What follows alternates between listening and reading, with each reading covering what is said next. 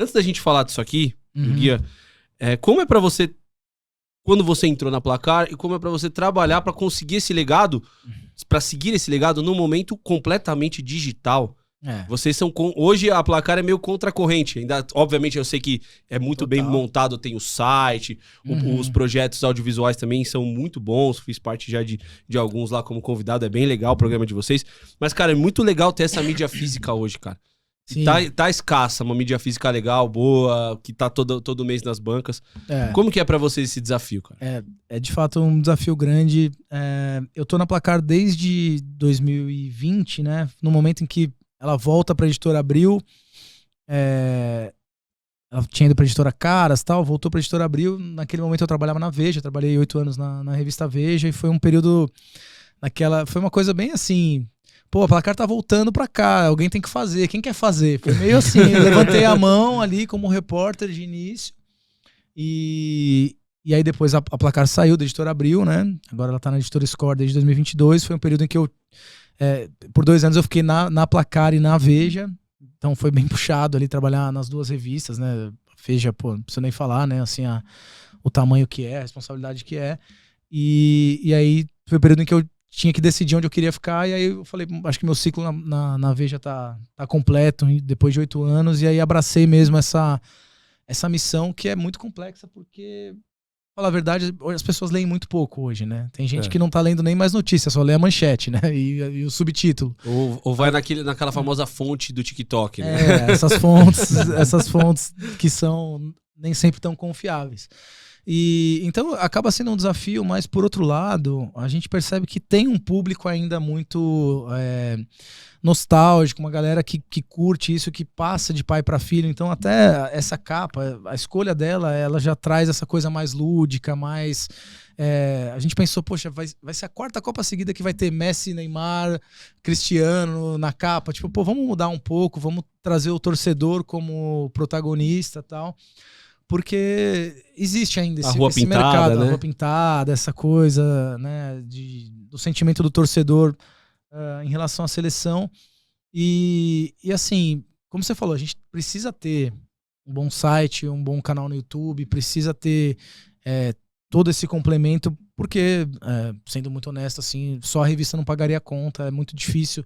Tem edições que vendem muito bem, como essa aqui tá até acima da nossa expectativa, a gente ficou surpreso, deveria ter produzido mais, mas os guias vendem bem, então esses itens mais colecionáveis, né?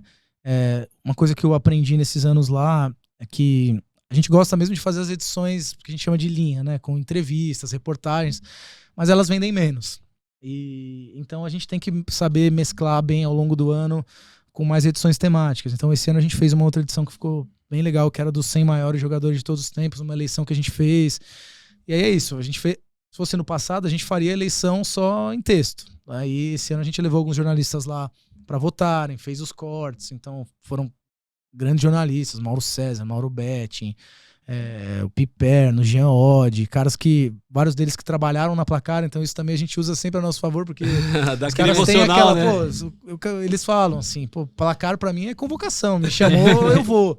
Isso é muito legal, assim, eu acho que a Placar deve ser a única revista, talvez, no Brasil e no mundo, poucas têm essa coisa de que ela tem fãs, ela não tem só leitores, né? Muitas vezes você tem, você lê um jornal, uma revista como consumidor, mas não como fã. É um seguidor de verdade, né? A Placar tem essa parada de, tipo, eu escuto muito assim, eu aprendi a ler com a Placar praticamente, me alfabetizei com a Placar, tal, aprendi geografia, aprendi política na Placar. E isso também foi outra coisa que a gente quis resgatar aqui no guia, aqui, em cima de todas as páginas tem continente, capital, população, idioma, moeda de cada país, que é uma forma de você aprender um pouco de outros assuntos além do futebol, né? Em todas as seleções, sempre que dá ali, a gente conta uma história para além do futebol, que eu acho que é uma marca da Placar, de ter um tom mais crítico, mais abrangente, menos clubista, menos, né, raso. Então, eu acho que existe público para isso. O nosso grande desafio é sempre alcançar as pessoas. Deve ter gente hoje assistindo falando, pô, a Placar ainda existe. É aquela pergunta que às vezes a gente fica triste, mas faz sentido, de fato. O mercado todo impresso caiu muito. Então a gente tem que trazer de volta essas pessoas que se interessam, e tem muita gente que se interessa, graças a Deus. Cara, é muito legal você falar isso, né? Dessa questão de, pô, me alfabetizei lendo placar e tal. Gabriel, de uma outra geração, não passou tanto por isso. Mas a nossa geração, eu lembro que meu pai comprava placar sempre e assinava o lance também. Então, os dois quando não chegava, porque chegava o jornal, tinha um jornaleiro, ele jogava lá no quintal da tua casa, se você morasse em casa. Então, cara, isso é muito importante, eu acho. Eu acho que a mídia física, óbvio, ela diminuiu muito o consumo, mas ainda assim é uma mídia muito importante. Eu, por exemplo, eu não consigo ler em Kindle. Eu tenho o costume de ler. Eu não gosto de ler no Kindle, pô. Eu gosto do livro, cara. Não dá. O livro, eu também não gosto. O Kindle me irrita. Ele parece que eu não tô conseguindo ler de verdade o livro. Eu sou meio... Os caras brincam que eu sou camponês. Assim. Eu não gosto muito dessas tecnologias, mas de fato é gostoso pegar o papel. Pô, né? é legal assim, o cheiro do papel, sabe? Pô, legal pra caramba. E é algo que a gente não pode deixar morrer. E assim, a gente percebe... estudando também um pouco sobre isso, um movimento no mundo de que vão ter menos pessoas, óbvio, né, interessadas e tal, mas que tem esse público que acaba sendo um pouco mais nichado, mas que é fiel e que gosta e que leva adiante, assim. Então, fora que mídia, qualquer coisa, né, na política, na música, no comportamento, são ondas, assim, né? Então, a gente tá passando esse período muito digital, mas vai voltar em algum momento...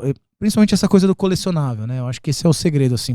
Nossos pôsteres vendem muito bem, porque, pô, é muito legal. Se o time foi campeão, você vai botar na parede, você vai presentear o cara. Às vezes você nem torce pro time, mas você quer presentear alguém que torce para aquele time. Então, assim, pôster de Libertadores, pô, quando o Botafogo foi campeão inédito, o Fluminense foi campeão inédito, pô, vendeu demais, assim. Então, esse é um mercado que ainda existe e que é forte, assim. E a gente tem a sorte de ter uma chefia, um dono novo que acredita, assim. Mas como eu te falei, só isso não pagaria a conta. Tem que ter encontrar outras formas de encaixar isso ainda. Você tem que estar na onda, você tem que estar na estrada que tá todo mundo e fazendo essa outra parte também. E uma adaptação, assim, óbvia, que é muito legal, é que antes, quando a gente entrevistava um jogador, você fazia só no gravador ali, foto e tal. Hoje você faz em vídeo, leva a equipe e aí faz cortes e tal.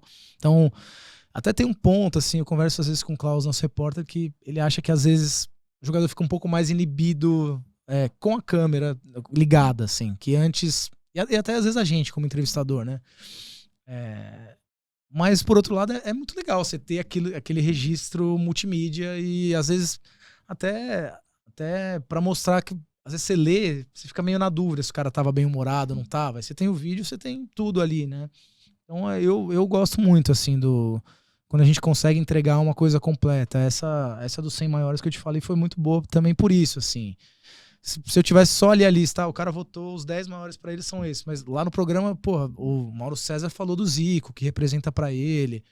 O Jean Oddi deu as escolhas dele, votou no zagueiro, tipo, justificou o voto dele. Então são coisas mais legais que às vezes não cabem na revista, mas a gente consegue completar. Que legal, cara.